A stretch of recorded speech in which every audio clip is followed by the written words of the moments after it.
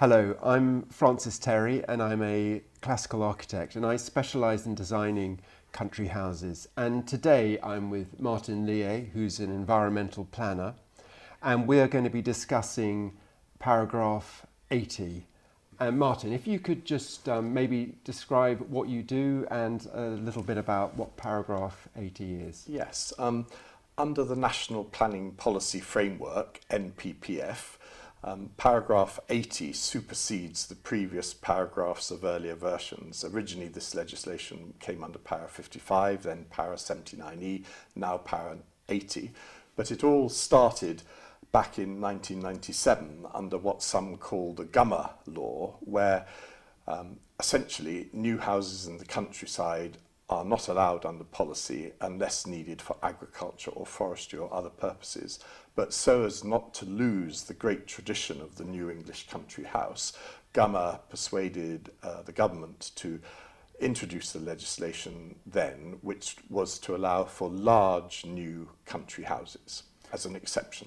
Yeah, looking at the sort of history of the country house, I think Gummer was very conscious that this has been going on really since Tudor times, that England has a kind of global significance for producing country houses. If you think of the novels of Jane Austen or Evelyn Waugh, there's a real allure to the country house, and he really saw it as his role in producing the exception clause, which now is NPPF paragraph 80, to make a way of continuing this tradition into our time. Yeah. And my role in all of this, having trained as a chartered surveyor and landscape architect and worked for the Countryside Commission on heritage management plans at places like Chatsworth and Highclere, my role is to initially appraise a site and its suitability for a new country house. We'll come on to the criteria for that.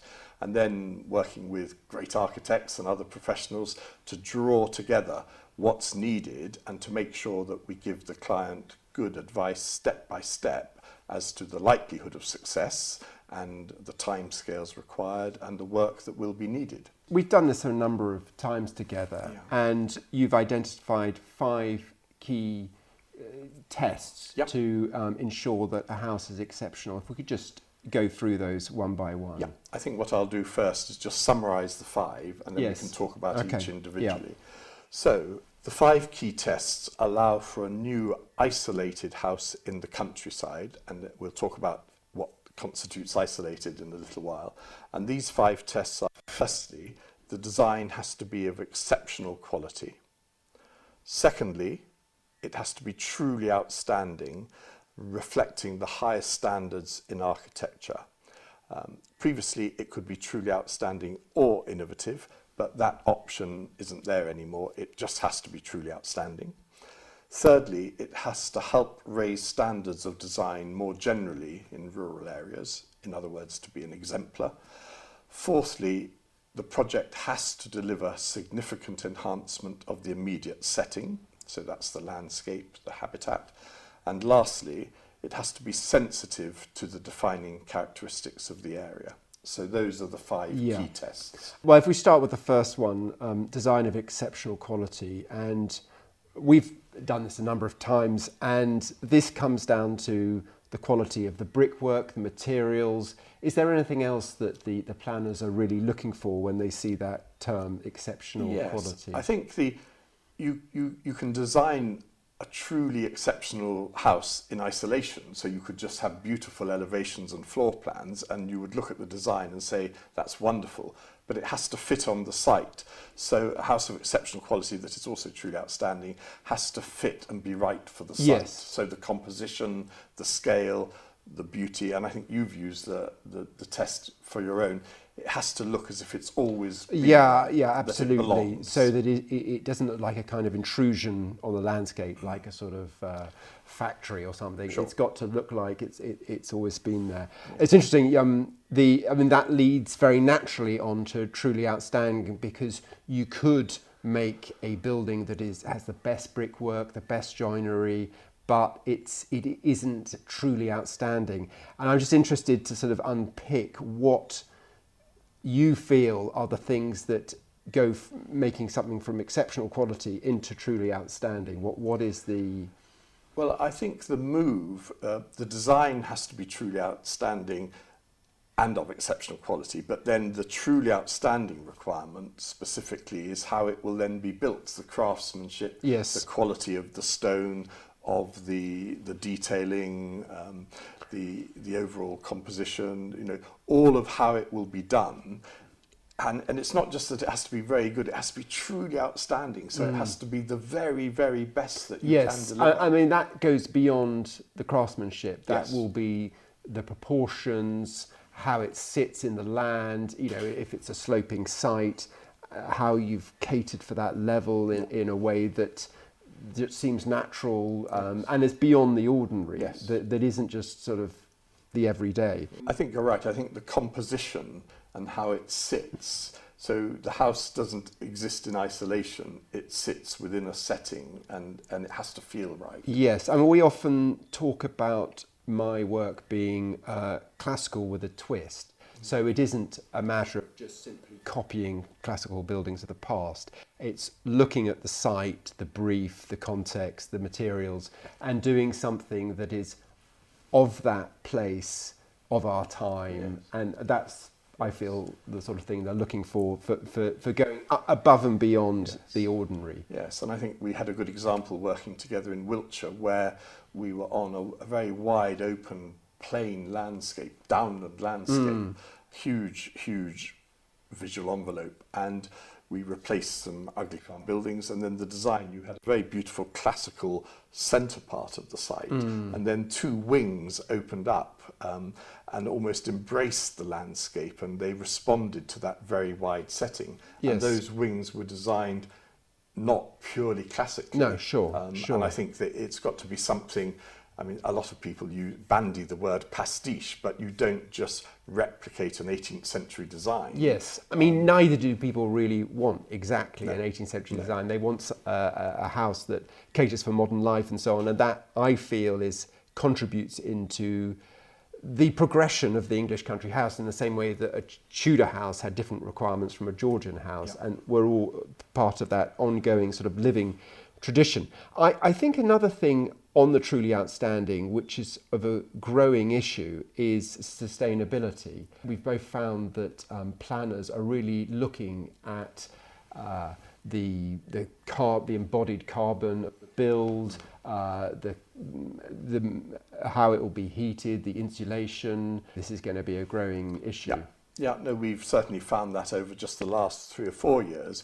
Previously, we would say the energy efficiency of our house, the sustainability, we can improve on building regs by 10 or 20%, and that seemed to be good enough. Whereas now, you know, people are looking at achieving carbon neutral houses, the use of the materials, the sources of energy, and within a wider landscape, the reinstatement of lost woodland, grassland, other features can all help to deliver that high quality package of sustainable development.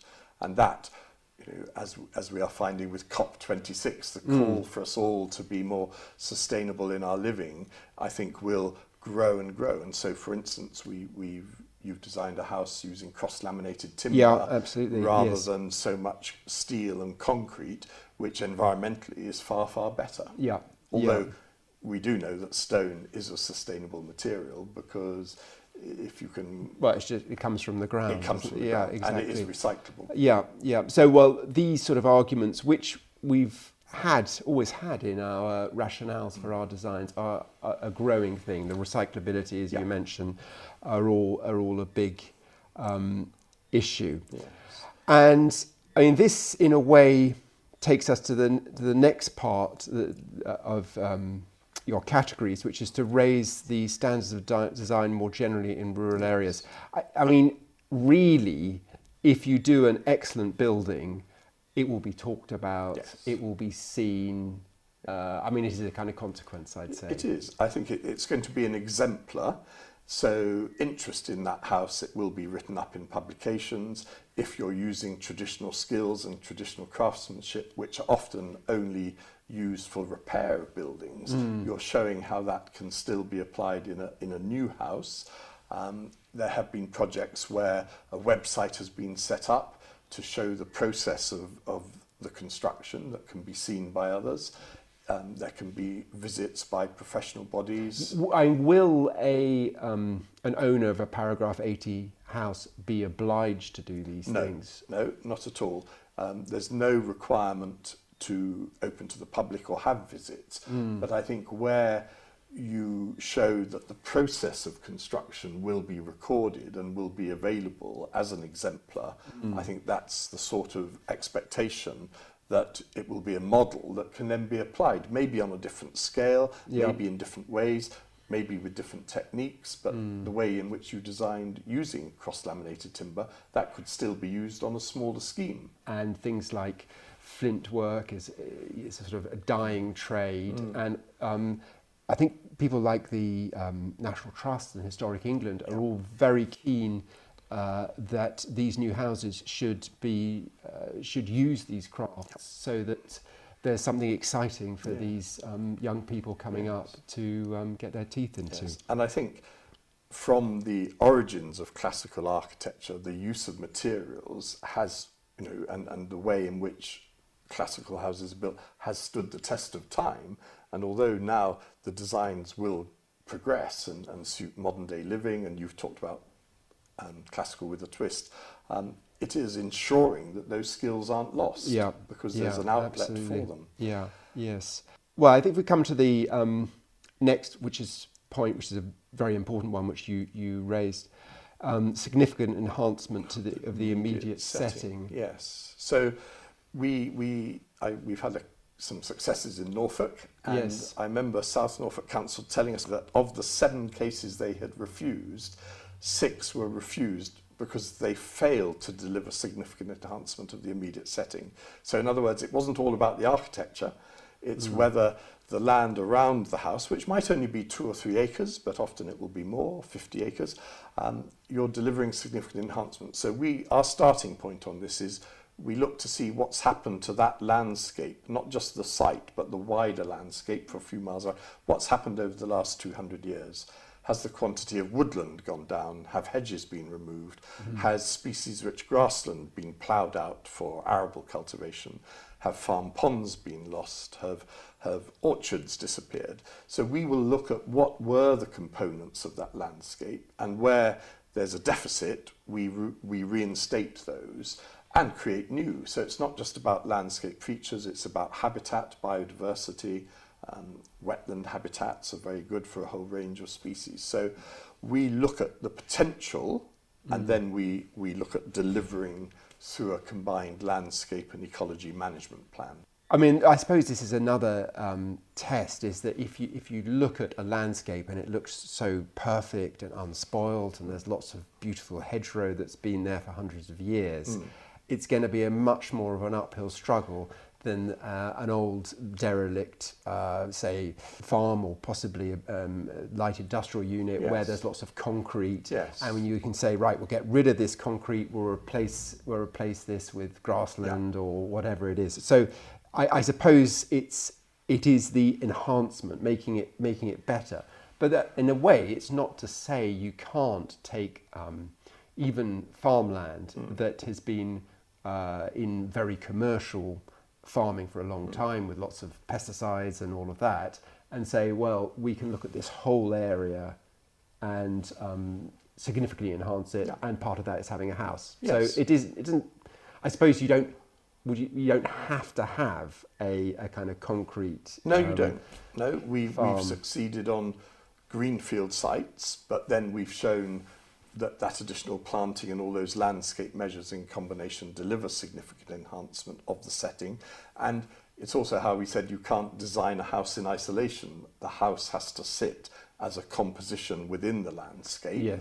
And that is very, very important. And there are sites in this country that I visited, and I've said, I don't think you can significantly enhance it. The site, the landscape is intact, it's well managed, there's a very good representative sample of appropriate habitats.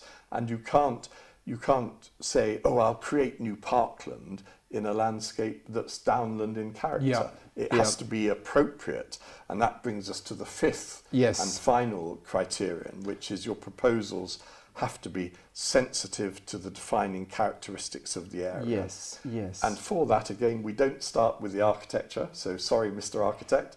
The most important starting point is the landscape setting, and every part of England is characterised within a landscape character area.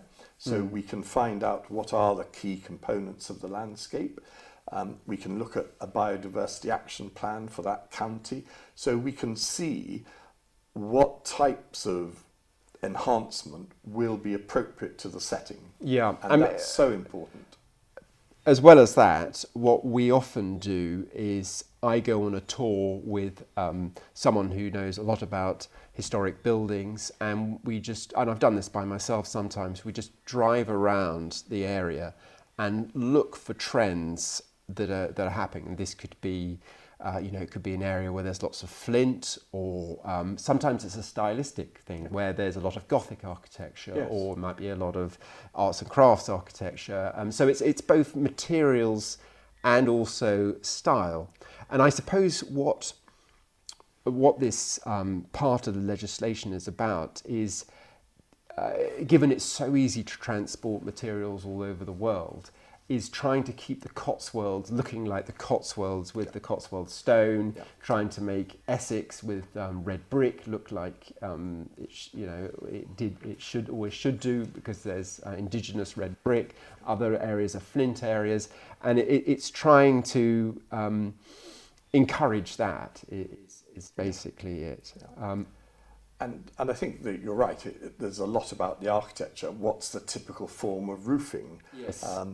Are houses typically defined with courtyards? So if typically it was a farmstead area of not grand country houses, which ours doesn't have to be a grand or large country house, then your form of design would include a courtyard, so that you could point to the defining characteristics that have inspired your... I mean, the other thing is, you have to be sensitive to the defining characteristics of the area, but there are different ways of doing that. I mean, we did do a scheme in Norfolk, as you well know, where the client was very keen to have a stone building, and Norfolk is primarily brick and flint. And we did that through looking at the grand houses of the area, and given that this was a grand big house, we felt there was a separate tradition of using stone in Norfolk, which goes right back to medieval times. So you can play on that. You don't actually have to say, right, everything's brick, so we're going with it. You can select your examples, and we were fortunate in that. I mean, in that particular example, because the client really wanted stone, we were able to show that there has been a tradition that the finer country houses often imported a higher status material, whether it was stone or a roofing material, to emphasise their taste, or that they could afford to do it. And although the officers resisted us at planning committee, we were successful with unanimous consent from committee members. Yeah, but we were very lucky. I mean, I think that isn't... I mean, wouldn't be my first approach. Normally, you must use the materials that are local, even if you use them in a different way. So you reapply techniques in a more modern way. You touched on the issue of the house being isolated, and this obviously goes back to this tradition of the English country house, which are independent, isolated buildings. And there's been a number of court rulings on this. If you could just unpick that for us a bit. Yes, in recent years, a few councils have challenged proposals by saying they're not isolated. And a defining case was with Braintree District Council and the Secretary of State. So both in the High Court, the Court of Appeal and the High Court, there have been rulings on what constitutes isolated. And in fact, Lord Justice Lindblom, with whom I went to school in Surrey, he almost applied a common sense test. It's going to be away from a settlement. It's not going to be right next to other houses. It's probably going to be not well served by public transport, but it doesn't have to be remote. So we have had success with projects on the edge of a village, but not within the village, and more remotely. And the reason for this is that if you could do these in a village, you could also get a new house through the replacement dwelling policy because you're part of a settlement. The whole point of this legislation was to allow for country houses that were more isolated or separate from settlements in the English country house tradition. Yes. So I think it's not a stumbling block, but it's just something to be aware of and to check out that the location isn't going to be contested as failing to be isolated. Yes. How do we push this forward? What's our next thing we do? Well, I think we've talked about the starting point being check that your site and the area is capable of enhancement, and then select a good architect, if you can find one, who will design a house that's sensitive to the defining characteristics. And eventually you will need quite a large team of other professionals, obviously landscape architect, ecologists, perhaps archaeologists, sustainability specialists, potentially to do a flood risk assessment, highways. So that's in a sense my job, is looking at each individual case to decide which professionals will be the key players and how do we assemble them. Yeah, and I mean, I think on that is you would always advise people to go for a replacement dwelling over a paragraph 80 scheme, because the documentation has to be exceptional, exemplary, and you need to have all of the I's dotted and T's crossed. So there is quite a large team to go with it, which makes it expensive. A replacement dwelling proposal is exactly that. It's to replace an existing dwelling. Policy is very clear-cut about that. It happens all the time. But there are restrictions on the size of the replacement dwelling, and therefore there's less opportunity. So my advice for having got the right site and got the right architect and landscape architect is to consider a pre-application consultation with the council. Yes. And some people say, well, that just adds another 3 to 6 months, and what's really gained by it. And we wouldn't do that necessarily for a replacement dwelling. But I think the benefit of doing it for NPPF Para 80 schemes is that, one, you can review and agree with the council what are the defining characteristics of the area. Two, you can test the water for what measures they will accept as delivering significant enhancement. And then you can talk about the architecture fitting. And as for any pre-application consultation, the council will give you feedback, or with Historic England as well, in a heritage setting, they will give you feedback on what they are concerned about or what they wish to see. So when your application goes in, you're delivering on their expectations. Yes. Whereas if you don't do it, you run the risk that when they see the application for the first time, there'll be points of principle that they just don't like. Yes. I mean, you have to take the planners with you on the journey. And the local people, and the local people, absolutely. And this is where I'm a huge believer in it's absolutely paramount to have really good presentation, because you may well have a series of reports this thick covering all aspects that we talked about, the landscape, the archaeology, the ecology, the sustainability. But at the end of the day, busy council officers aren't going to read all of that in detail. So on every scheme where we've been successful, we've always produced a folding presentation summary, just 6 sides of A4. Yes. More illustration than words, and you just tell the story and you set it out. And I remember a major house we did together in Wiltshire, the chief planning officer we'd worked with because we'd had contact with him over the Tedworth House for Help for Heroes. And I sent him a copy of this summary with your beautiful drawings and lovely visuals. And I said, I thought you'd be interested because this will probably come to committee and the case officer's on side. And he rang me up to say, God, I wish every application did this, because I can show this to the leader of the council or the head of the planning committee. In 10 minutes, we can review the scheme. Yeah, I mean, they effectively want to know why it is acceptable and then show simply how it passes those tests. And you've obviously got, the huge documentation that shows every last little bit, but they want to know basically it satisfies it because of these things.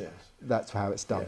And I think it's got to be fairly simple to assimilate, and it's got to be compelling, which is why I always ask and want you to do one of your achingly beautiful watercolours, and with other architects as well. If you've got a photo of what's there now and this achingly beautiful watercolour or pencil drawing, I mean, you've sold the case, you've sold the scheme. Yeah. No, I think I think everyone has an emotional response to buildings, and if it's something they feel that looks beautiful, that will fit in, that sounds good. So I think my job, again, with that, which our graphics team, we love producing those documents with all the beautiful drawings and visuals, and we often use drone photographs to assess the site and use a perspective to do your drawing. So presentation is so important. And then you can have confidence that the council may have a view on the design or have a view on the setting, but you can argue strongly why your case ticks all those 5 boxes under the Para 80 criteria. Okay, so should we just sum up? You've got the 5 key tests, which we listed earlier on. The design has to be of exceptional quality. It has to be truly outstanding, reflecting the highest standards in architecture, but no longer is it being innovative an option to achieve the truly outstanding criterion. Helping to raise standards of architecture and design more generally in rural areas is the third point. Fourthly, significant enhancement of the immediate setting. So make sure your site is capable of that enhancement, and then you deliver that through a management plan that is covered by way of a conditional legal agreement.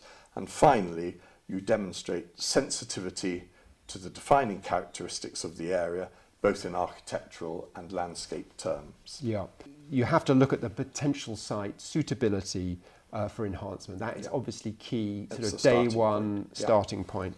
Absolutely. And also, you have to appreciate it's a very high bar to jump. And if there's any alternatives, go for those before you go for paragraph 80. But it's a fantastic thing to get if you do. It's the biggest prize. I mean, I think rightly it sets a very high bar, because it would be awful in 10, 20, 30 years' time to drive around the English countryside and see these isolated houses and think, well, that's pretty mediocre. Why was that allowed? Yeah, absolutely. We want to feel that what we create are buildings of beauty that are fantastic family homes and a real contribution to the wider setting, and also continue that great tradition of the English country house. Absolutely. And yes, it is more demanding and therefore more expensive than doing just a replacement dwelling in a village or something like that. But the prize is there to be had.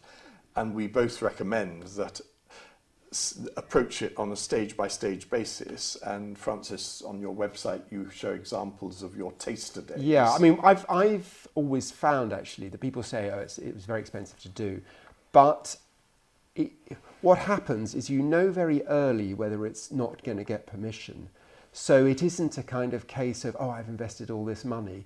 You'll know kind of early, you get a no from the planners, fine, do you really want to go for this? And then you make a decision, you've got a, 5% chance of doing it, and then you make a rational decision whether that's something you want to do. So I've never really found that's much of a problem, because you review it the whole time as you go through.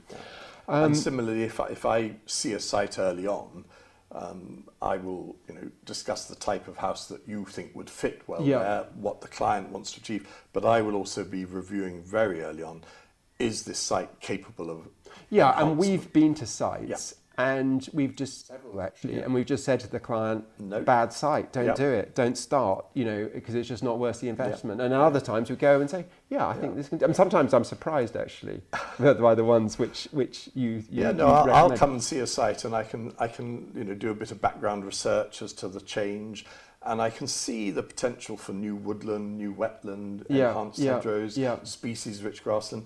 I know you will design a wonderful house to respond to that setting. And then so I say, yes, we have an 80-90% chance of success. Yes. Why would we fail here if we get it right? And I think that's what we've been able to do together. I mean, it is on the statute books to be to be used. Yeah. It's not, and we've had a number of successes over the years. Yeah. So and it we does don't happen. always work together. We both had successes as part of other teams. Yes. But generally, the projects we've done together and with other regular team members, and I think having a team who work well together is of paramount importance. Yeah. And the great thing is when our firms work together and other landscape architects and ecologists, we all know what we will deliver. We all know how it will gel together. Yeah. And I can then pull together the documents and the presentation summary in the most cost-effective and time-efficient way, and in an enjoyable way, because there's no point in doing this as a client or a professional if you don't enjoy it. No.